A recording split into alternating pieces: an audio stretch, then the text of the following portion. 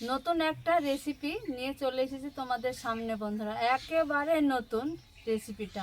তাহলে চলো ঝটপট আজকে একটা নতুন রেসিপি শুরু করি। প্রথমে এইখানে একটা থালা নিয়েছি, লবণ জলে মিষ্টি কুমড়ার পাতাটা এইভাবে একটু মিনিট 5 ভিজিয়ে রেখে দিব। তো বন্ধুরা দেখো, 10 মিনিট লবণ জলে এইভাবে একটু ভিজিয়ে রেখে দিব। দেখো বন্ধুরা, বেশ কিছুটা এখানে ছোলার ডাল আমি আগেই 2 ঘন্টা আগে ভিজে রেখে দিয়েছিলাম, সুন্দরভাবে ভিজেছে, ফুলেছে। বেশ কিছুটা মিক্সচারে আমি ছোলার ডাল দিয়ে দিয়েছি। আমি একটু দিয়ে দিব রসুন, একটু দিয়েছি কাঁচা মরিচ দুটো, আর দিব 1 টুকরা আদা। এইভাবে একটু করে নিতে হবে, একদম মিহি করে বাড়তে হবে না বন্ধুরা। নিশ্চয় দেখে বুঝতে পারছো, এই যে ঝরঝরে একটু দানা দানা করে নিয়েছি। ছোলার ডালটা দানা দানা করে মিক্সচারে দিয়ে আমি একটু গুঁড়ো করে নিয়েছি, আর খুব সুন্দর হয়েছে। এইভাবে তৈরি করে নিতে হবে। এই যে লবণ জলে ভিজিয়ে রেখেছি কুমড়ো পাতা, এইবার জল ঝরিয়ে তুলে নিতে হবে। এইভাবে ঝাড়া দিতে হবে, জলটা যাতে ঝরে যায়। দিয়ে কড়াটা বসিয়ে দিয়ে আমি সরিষার তেল বেশ কিছুটা দিয়ে গরম করে নিয়েছি। এইখানে জিরে ফোড়ন 1/2 চা চামচ দিয়ে দিব। কিছুটা কেটে রেখেছি পেঁয়াজ, ঝাল অনুযায়ী কাঁচা মরিচ। খুব সুন্দর করে এই ফোড়নটাকে আগে ভেজে নেব বন্ধুরা। খুব সুন্দর করে ফোড়নটাকে ভেজে নিয়েছি। বেশ কিছুটা এখানে একটা টমেটো কেটে রেখেছিলাম, দিয়ে দিব। পরিমাণ মতো হলুদ দিয়ে দেবো, স্বাদ অনুযায়ী লবণ। খুব সুন্দর করে এই টমেটোটা আবারও কষিয়ে নিব।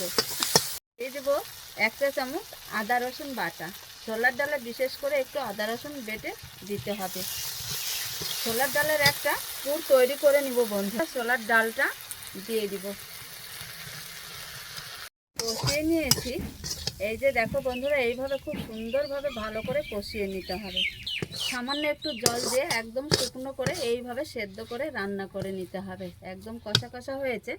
লবণ জল ঝরানো কুমড়ো পাতা আবারও দেখো থালাতে নিয়েছি।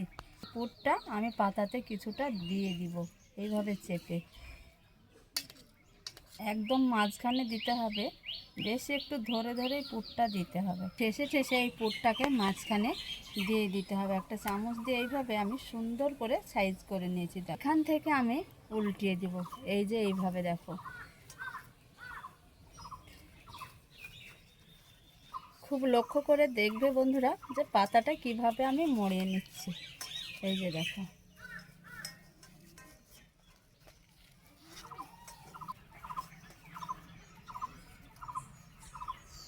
এই যে দেখো, খুব সুন্দরভাবে একটা মরিয়ে নিয়েছি। এইভাবে প্রত্যেকটা মরিয়ে এইভাবে আমি এক এক করে সাজিয়ে রেখে দিব। রেসিপি আমাদের একদম বানানো এই দিকে দেখো কমপ্লিট হয়েছে। এবার চলো আবারও কি করি দেখো। আমি কড়াতে তেলটা দিয়ে দিয়েছি। সামান্য অল্প পরিমাণ তেল দিতে হবে এইখানে বন্ধুরা। আর তেলটা হালকা করে উষ্ণ গরম করে নিতে হবে। এক এক করে গরম তেলে পাতুরিটা বসিয়ে দিব। খুব হালকা জাল দিতে হবে, অল্প অল্প করে এইভাবে বসিয়ে দিব। এখানে আমি 4 পিস দিয়েছি। এবার একটা ঢাকা দিয়ে দিব বন্ধুরা। ঢাকাটা তুলে দেখে নিব যে কেমন হয়েছে। দেখো বন্ধুরা, খুব সুন্দরভাবে এই যে ফুলে উঠেছে, দেখে নিশ্চয়ই বুঝতে পারছো আশা করি। এবার এক এক করে উল্টিয়ে দিব। এই যে দেখো বন্ধুরা, ফুলছে দেখো কতটা সুন্দর, বুঝতে পারছো? দেখো এই যে ফুলে আবার কিভাবে বসে গেল। সবগুলো একইভাবে পাতুরিগুলা তৈরি করে নিব। এই ছোলার ডালের পাতুরিটা খেতে কুমড়ো পাতায় দারুণ লাগে বন্ধুরা। আশা করছি তোমাদের আজকের এই ছোলার ডালের পাতুরি কেমন লেগেছে একটু কমেন্ট করতে ভুলো না বন্ধুরা। দেখো কতটা লোভনীয়, আর খেতে যা লাগে না বন্ধুরা, যারা কখনো খাওনি। বিশেষ করে এখন বর্ষার সময় কুমড়ো পাতা অনেক পাওয়া যায়, প্রচুর। এই পাতা দিয়ে ছোলার ডাল দিয়ে একটু পাতুরি বানিয়ে খেয়ে দেখবে, দারুণ একটা সুগন্ধ সেন্ট, আর খেতে দারুণ লাগে বন্ধুরা।